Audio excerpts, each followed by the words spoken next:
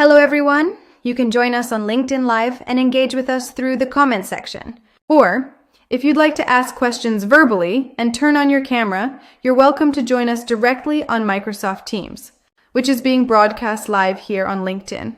And don't worry if you miss anything. This webinar will be recorded and available later on all our platforms. Good afternoon, everyone. Welcome to Windsor University webinar, Career Duolingo Texas 2025. My name is Bosi Ahmed. I'm a commercial arbitration lawyer and an MBA student in the Accelerated MBA program at Windsor University. I have the honor to be a student at the university where I receive a lot of support from both professors and administration. And I'm gaining a lot of knowledge in my journey, and I can't wait to know more and more.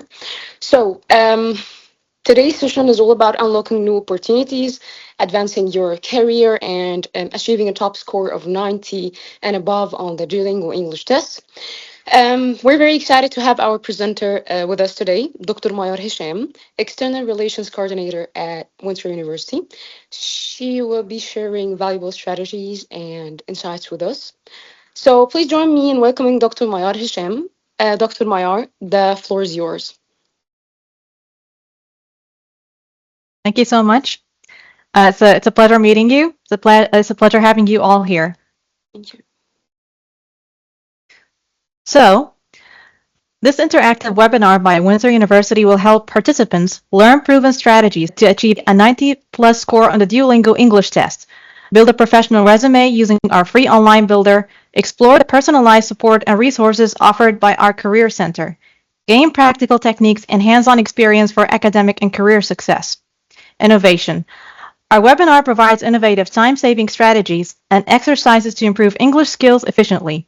Leadership. We focus on career readiness, helping students build confidence and leadership for interviews, internships, and global opportunities. So, in the first session, we'll learn essential strategies to score 90+ on the Duolingo English Test, focusing on reading, writing, speaking, and listening skill with practical exercises. In session 2, we will discover smart study methods and time-saving exam techniques designed to build confidence and improve performance in test-taking situations. Furthermore, we will create a professional resume using Windsor University's free online builder with guidance on structure, keywords, and career-focused content. Ultimately, we'll explore Windsor Career Center service, including interview preparation, internship resources, and personalized support for career success. So let's start off with why English proficiency matters. So English is a global language, and it provides better access to information online. Yes? Okay. Better access to information, as most of the scientific research online are in English. People use it for traveling, for work. That's why English now is not a luxury to learn. It's a necessity to score high in English tests and to improve the proficiency in English. So, what makes English challenging for some people? First of all, listening and speaking. A lot of people feel anxious while they're speaking English or listening to English. Why is that? So for listening, some people while they're listening, they believe that they should understand every single word, when this is not true. While you're listening to an English video, podcast, you're not supposed to understand every single word. In fact, in your mother tongue, you don't understand every single word. So while you're listening, you're supposed to understand the general idea. It's normal to find that you don't understand every single word. So some people might feel a little bit nervous or anxious while they're listening because they don't understand every single word. And for speaking, some people have a problem with speaking because they haven't spoken in front of people before. They are not confident. Some people might judge them or make fun of them because of their accent, because of their pronunciation, so they feel shy to speak in front of people. And sometimes people find it difficult to speak because of the vocabulary overload. They know a lot of words, they have a lot of information, but the problem is that they don't know how to use what they have. Limited practice environment. So some people treat English as a subject, so they learn it in an academic manner, grammar, words, but they're not actually practicing the language with people. They're not listening, they're not speaking with anyone. So it's just considered as a subject. So there is no practice. So if there is no practice, there is no proficiency. Grammar confusion. While they're speaking, some people think while they're speaking, what tense should I use? Is that the correct word? Sometimes people forget which word should I use. So we will go through all of that. So what is the Duolingo English test? So what's really interesting about the Duolingo English test is that it's an adaptive test. It's very fast, affordable, and you can have it online. And the good thing about the Duolingo English test is that you can have a free trial before having your actual test, the paid test. And it covers all the skills: reading, writing, listening, and speaking. So, how can I score high in the Duolingo English test? So, in any language, we have 4 skills: reading, listening, speaking, and writing. So for reading and listening, they are the input, and the output is speaking and writing. So writing and speaking are productive skills. I'm producing something. So in order for me to produce something, I need to have an input. So what is the input? It's reading and listening. So without reading or listening, I will not produce anything. So the first step, I need to expose myself to the language every day through listening. I need to listen every day, expose myself to the language every day so my ears can get used to the language. It doesn't matter that I don't understand every single word. I'm not supposed to understand every single word. Take quick notes. Write the words that you have heard for the first time, you're not familiar with, the new words. Write them down, okay?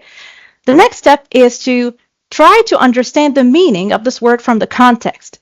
And you don't have to translate the words literally. You don't have to translate them in your mother tongue. You can learn how to translate the new words in English, from English to English. So you have to listen a lot, expose yourself to the language every day. Try to listen to different videos, podcasts. It doesn't matter, in different fields. By the way, you have to listen to English videos in different fields, even if you're not interested in them. Because actually listening to different fields helps me to expand or enrich my ideas, because if I didn't have ideas, I'll not have a language. A language means nothing without ideas. So in order for me to speak English fluently, I need to enrich my or expand or widen my knowledge, and it happens through listening and reading as well. So for listening in the Duolingo English test, I need to focus and scan for keywords. Listen. What is the purpose of listening? What am I looking for? And sometimes the accent might feel a little bit challenging, but you have to focus and try to scan for keywords or look for keywords while you're listening. Now let's go to reading. By the way, we're still talking about the input here. The first one is listening and the second one is reading. For the reading comprehension, the first thing that I need to understand in the Duolingo English test, that it's a time-limited test. So you need to learn how to manage your time. So without managing your time, you wouldn't score high in the Duolingo English test. So I need to understand that in the reading article, I'm not supposed to read in detail. No. First of all, I'm going to skim the article in front of me. Skim, which is fast reading. I'm going to read fast. So I'm going to read the first sentence of every paragraph to get a general idea of the topic. And then, after reading or after skimming, I'm going to scan for keywords. I'm going to read the question, the comprehension, and scan for keywords in that question. And then I'll find the answer in the reading. Because I have no time to read in detail. I'm just supposed to understand the general idea and answer the questions. Now we spoke about listening and reading. Those are the input. Now, let's talk about the productive skills, which are the output. We have speaking and we have writing. So for speaking, I need to make a lot of mistakes. How to improve my speaking skills in English or in any language? I need to practice every day and make a lot of mistakes. Without mistakes, you will not improve in the language. So it doesn't matter. People are going to make fun of me. I'm going to make mistakes. You need that frustration in order to improve yourself in the speaking skill. Because actually, frustration while you're speaking or when you're making a lot of mistakes, that triggers stress in your body. And it tells your mind that there is something that needs to be changed. And if you're not making mistakes, the mind will think that there is nothing to be changed. You don't have to change anything. So you need to make mistakes in order to trigger that stress in your mind to improve yourself in the language. So make more mistakes while you're speaking and try to get feedback from people around you. Get feedback. So speak clearly and at a natural pace. Now, for the Duolingo English test, you're not supposed to use big words. You can use advanced words, but do not use big words that you cannot pronounce properly. That's a tricky thing because some people think that if I'm using big words, I'm going to be proficient in the language, which is not true. Be as natural as you can during the Duolingo English test. Use a variety of vocabulary, idioms, expressions, and even structures, the grammatical structures. You don't always have to use the present simple, the past simple. Try to use a variety of structures, especially the advanced ones, like the passive voice, the past perfect, the present perfect. Okay. Avoid long pauses. Do not pause a lot. Try to use some words like, well, that's an interesting question. I haven't thought about that. Well, but do not pause for a long time. Let's say that you forgot a word. It doesn't matter. If you forgot a word, it doesn't matter. Use another word. So that's why in English, when you're learning a word, when you learn a new word, try to write it down in order to engage your motor skills. Okay? Repeat that word. Repeat it. But the problem is that people think that I should repeat it over and over again at the same time, which is not true. We should try spaced repetition, which is repeating information at long intervals, not a short interval. So for example, you learn a new word, you write it down, you say it aloud, and after that, use that word. Use that word, because even if you repeat that word or repeat it at long intervals, it's not going to be enough to remember it. You need to remember that word. So the brain remembers what you apply. So even after you repeat it, you're not going to remember unless you apply what you have learned. So you're going to try spaced repetition. So for example, you learn a new word, you write it down, you repeat it now, after 5 minutes, after 10 minutes, after 20 minutes, in order to give your brain the chance to solidify the information that you're learning. Because when you're repeating something over and over again at the same time, you don't give your mind the brain to solidify the information that you're trying to learn. It's like you're cluttering your brain with a lot of information. And once you finish the exam, you declutter everything. Everything is spilled from your mind as if you have never learned anything. Okay? So now this is for speaking. Use a variety of vocabulary. Try to avoid long pauses and use different idioms and expressions. Now, for remembering, also there is something interesting. You can try some techniques, like for example, trying to link or relate the word to a visual image in your mind in order to remember it. Try to play some games in order to remember the word. Visualize the word, play some games, apply, and if you want to remember really, you have to sleep well in order to consolidate the memory. Actually, some people say that learning a language is difficult for older people, which is not true, actually. The brain flexibility or neuroplasticity is still there even as you age, still there. Yeah, it's much higher in younger people, but it's still there if you believe that your brain is flexible and if you believe that you're able to change your mind and change the flexibility of your mind. If you believe that, it will change and you will improve your language learning skills and any other skill, playing a musical instrument, drawing, anything. If you believe it's there, it's still there. So let's move on to writing. So writing is not a mystery, and it's a challenge, I know, for a lot of people. I know a lot of people who speak very well, but they have a problem with writing. They find it very difficult to use. They don't know what words I should use, how can I start, and so on. And that is the problem. In writing, you need to understand that you need to have an outline. You cannot just write and spill words out of your head like that. No, it doesn't work like that. For academic writing, you need to know from the beginning where you're going. So the reader, if he's reading your article, he needs to know where he's going. So first of all, you need to have like a mind map or an outline telling people where they're going. Right? A mind map, have some arrows out of this, like having a circle, talking about it, have a circle, write a topic inside that circle, and have some arrows out of that circle, and discuss the ideas that you will talk about, just keywords, and start writing. So you will start with an introduction, and then you will have the first body paragraph, the second, and finally the conclusion. So plan your answer for 20 to 30 seconds before writing. You need to understand what you're going to talk about, so the reader knows where he's going. He doesn't want to get lost. Use transition words like firstly, however, therefore, of course. Check grammar and spelling. But for the Duolingo English test, I said that time is limited. So you need to learn how to manage your time. Like, try to exercise with yourself and use a stopwatch to train yourself to answer in a limited time. So you need to manage your time in order to have some time to check your grammar and spelling before submitting anything. Aim for 120 to 150 words for short essays. Let's take some examples. So here's your introduction, for example. Start with a general statement and then introduce your opinion.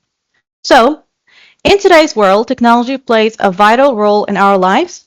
I strongly believe that its impact on education is mostly positive. So what do we call this? It outlines what exactly you're going to talk about in your article. So for example, I will give you another example saying that video games are useful because they enhance students' problem-solving skills and teamwork.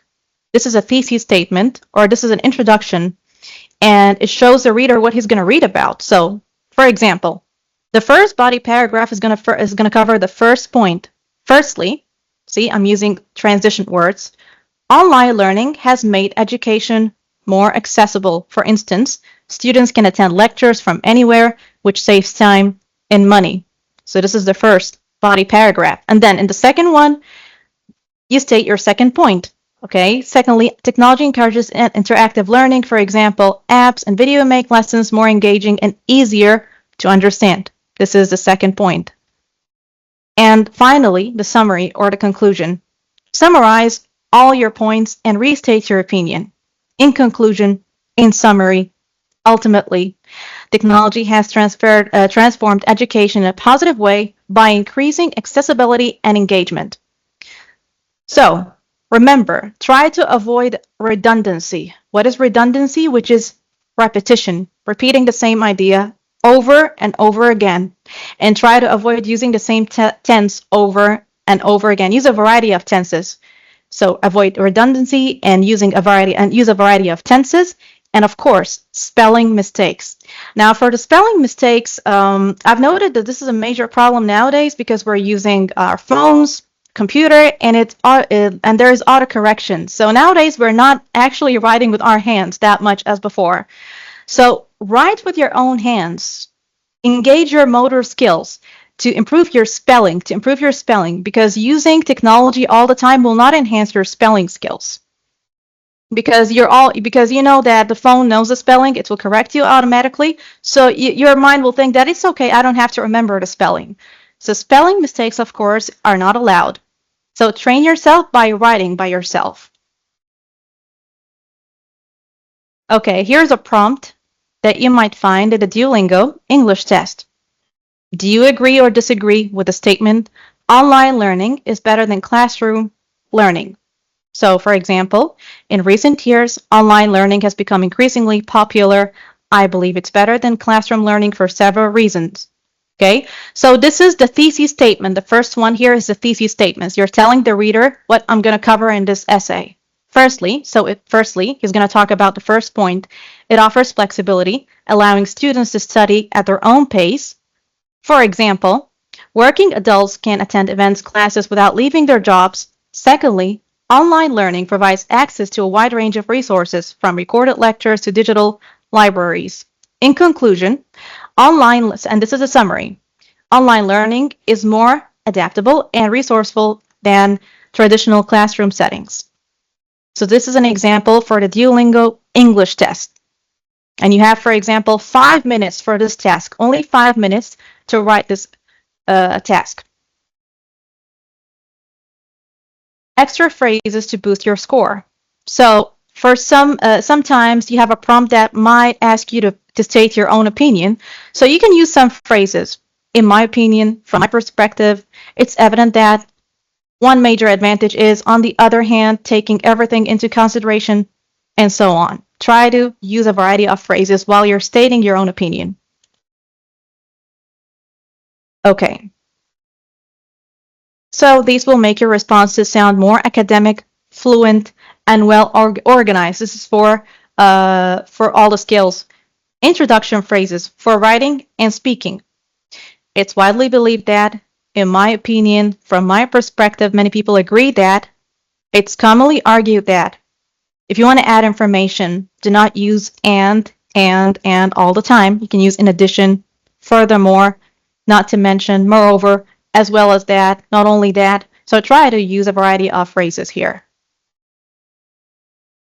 Giving examples, you can say, for instance, such as, to illustrate this point, this can be seen in. You can explain cause and effect. This is because, as a result, consequently, therefore, this leads to. And you can show a contrast between two things. So you can use however, on the other hand, although, even though, in contrast. Concluding your answer, in conclusion, ultimately, to sum up, overall, in summary, finally, I believe that. So, you're going to start with an introduction. Give your opinion clearly, which is the thesis statement that we talked about. So the first body paragraph is going to cover the first point, the second one is going to cover the second one, and ultimately we have the conclusion. Be careful, you have to rephrase your sentences. So in the conclusion, you're going to conclude everything that you have mentioned in the paragraph, but you cannot use the same sentences. You have to paraphrase them. Use different sentences. Use different words, expressions. So here are free tools and apps that you can use. By the way, as I told you, you can try the Duolingo English Test for free. And the Duolingo app, by the way, the Duolingo app is very interesting because it helps people to be committed to learning, especially for beginners. Why? It's because of the streak. Some people are committed to the Duolingo app because of the streak. They don't want to break their streak. So they continue using the app because of the dopamine effect they have from not breaking the streak, from maintaining their streak. So it's very good if some people lack self-discipline in learning. You can use the Duolingo English, the Duolingo app to be more committed to the language. But it's more useful for beginners, for the Duolingo app. And if you want to improve your proficiency, you should engage in more conversations with people, even with AI, by the way. YouTube channels. You have some channels like BBC Learning English. You can listen to those channels to enhance your speaking skills, listening skills.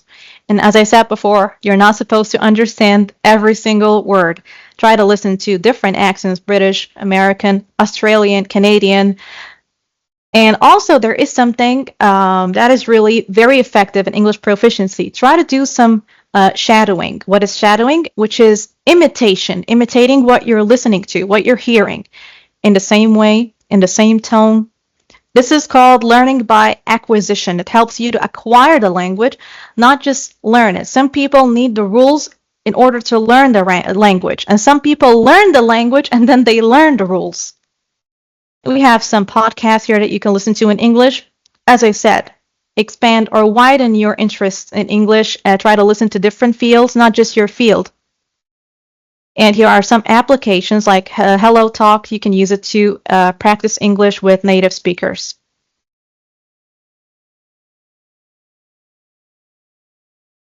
Now, this application, this game is very interesting. I've played this game before.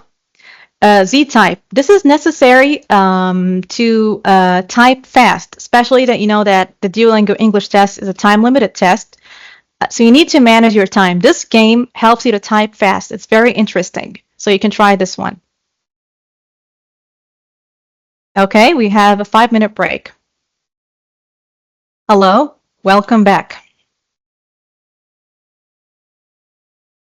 Now let's move on to writing a professional resume or CV. So how to write a professional resume. The first thing that you need to know that you cannot use the same resume for every job that you're applying for. You have to tailor that resume according to the job that you're applying for. So there are some key tips for writing a professional resume. Number 1, you have to use standard fonts like Arial, Calibri, or Times New Roman, and the font size should be 10 or 12. Simple layouts. Avoid images, graphics, tables, or any fancy colors. Unless you're applying for something creative like graphic design, it's okay at this time. But try to make it as professional as possible. Use keywords.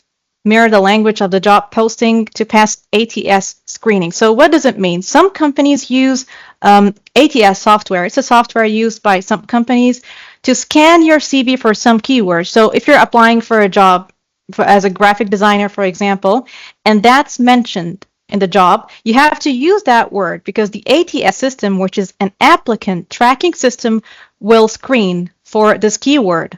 So once it's screened, now your CV or your resume can go to the next level and it can be seen by an actual human. So sometimes actually the applicant tracking system doesn't allow your CV to go to the next level because you're not using the keywords used in the job description. So you have to be careful about this. Use the appropriate keywords. Avoid fancy formatting. As we said, use standard headings like work experience, education, and save it as a Word document or a PDF. You have to write your name. Then you write your summary. So it depends on the work that you're applying for or the job that you're applying for. There is a summary, which is at the very top of your CV. It summarizes your achievements and your experience. Of course, you have to tailor that summary according to the job that you're applying for. The resume template that we have on our website at windsoruniversity.us, you can try this one, fill out the form, and you will have your CV. You can download it from our website at Windsor University. Now for the last part, career support and opportunities. Global connections. Through Windsor University's global partnerships, we provide access to international employment and training opportunities, remote and on-site internships, part-time and full-time job listings, professional training programs, volunteer and skill-building experiences. While we actively share these opportunities, Windsor University does not guarantee employment. Our role is to facilitate connections and support your professional journey.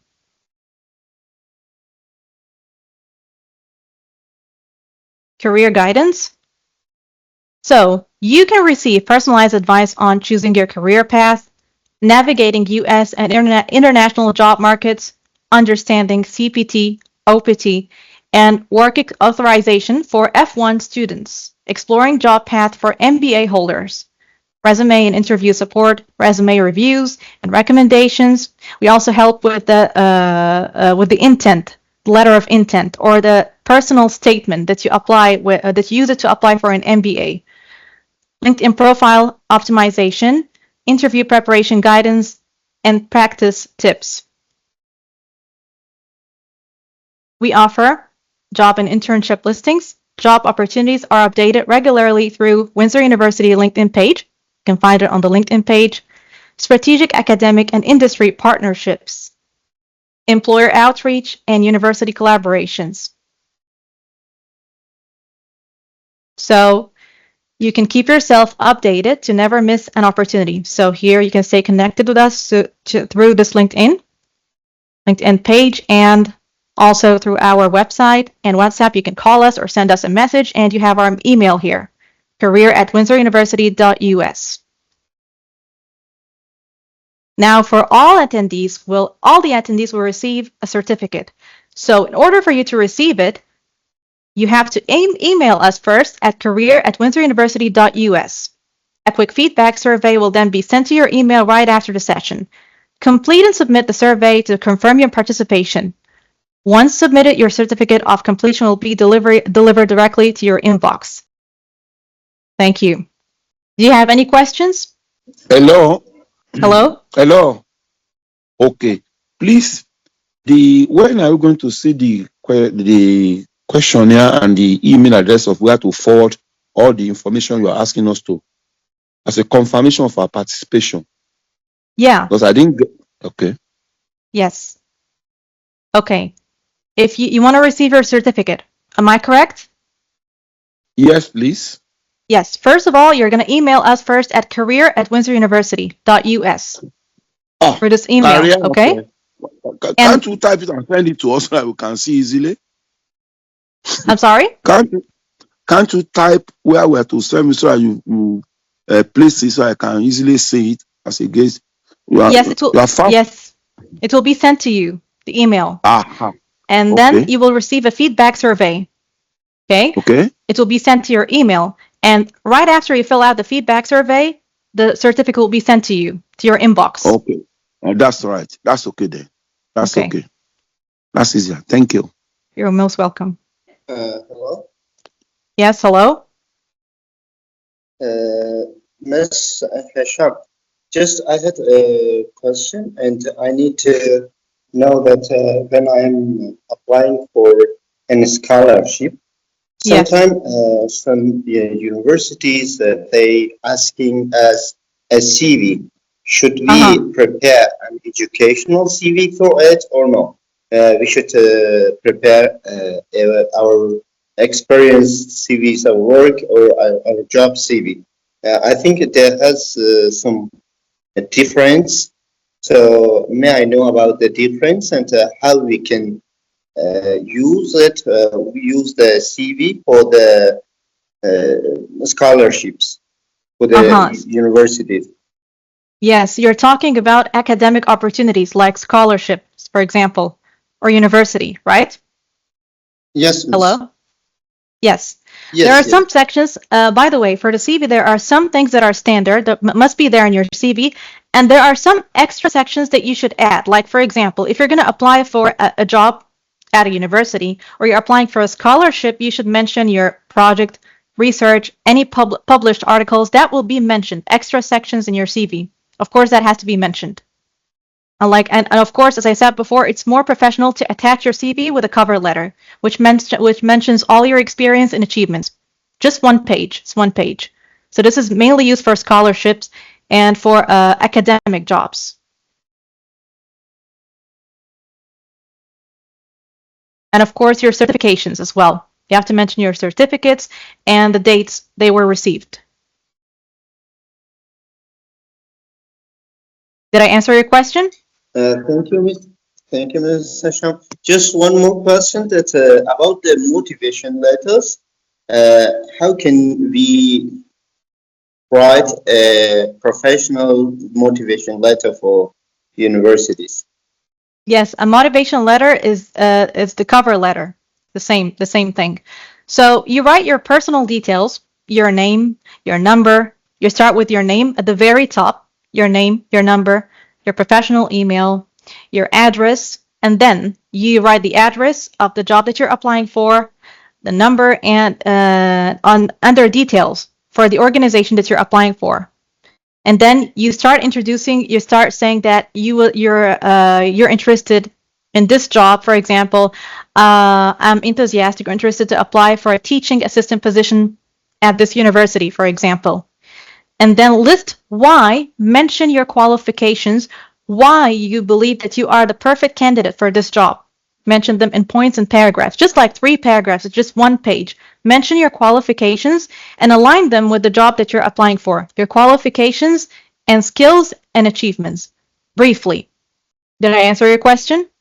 Yes, thank you. You're welcome. Any other questions? Thank you very much for the interaction. Thank you. You're most welcome. My pleasure. Thank you, madam. You're most welcome. Do you have any other questions? Yes. When next is the next program? When next? We'll update you with this. You will be updated through your email. Very good. Yeah. Very good. That's all right. So we have sufficient time to prepare for it. Yes, don't worry. Because We'll this one looks we'll like update an you. emergency. That's very good. Thank you. You're most welcome. Thank you so much for a wonderful presentation and also the webinar tonight. Thank you. My pleasure. My pleasure. Thank you. Oh, great. Thank you. You're most welcome. Any other questions? Yes, a quick question regarding the CV templates that you just showed. Yeah, that we have on our website. Yeah, in the website, where under which category I can find it? Yes, you're going to find it on our main page at windsoruniversity.us, our main website. Good, thank you. By the way, it will be sent to you. All the links for the website and everything will be sent to you. Thank you. You're most welcome. Thank you for that. Thank you for that. My pleasure. Any other questions? Okay, I think that's it. Thank you all. See you next time.